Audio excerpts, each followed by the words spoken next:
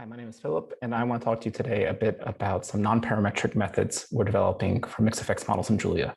Plotted here are some simulated data, and in particular the residuals from some simulated data with a mixed effect model to fit to them. It's a 2x2x2 design with crossed random effects for subject and item. And you can see that the residuals are not normally distributed. This means that the model violates certain assumptions, and this can create problems. So the traditional way to do confidence intervals for mixed effects models would be use the parametric bootstrap. Now, we've made this very fast in mixed models. That's fantastic. But the problem with the parametric bootstrap is that it forces the parametric assumption upon the data. So if you actually plot a single iteration of the simulated data from the parametric bootstrap, you see that you get residuals that match the parametric normality assumption, but don't match the original data distribution.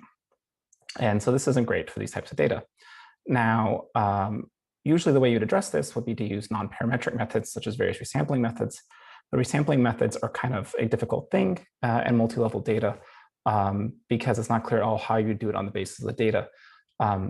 But the mixed effect model itself actually represents the stratification and this layering, and we can use the model structure to do the resampling. And so what we essentially do is a modified Tabrac procedure where we permute or resample the observation level, so the residuals, and then we do this again for all the random effects. We resample from them, and then we can use that to generate new data for our non-parametric bootstrap iterations. And so we've implemented, using that, a non-parametric bootstrap.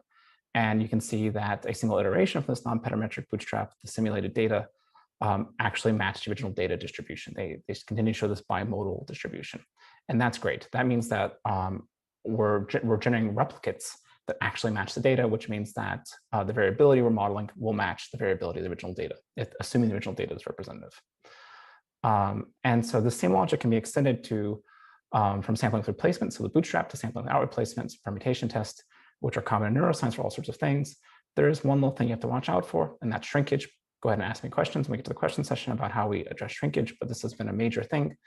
And so we have been able to do this in Julia. It's been great because with the speed and ease of development in Julia, we can work on new techniques, we can easily implement them, we can test them.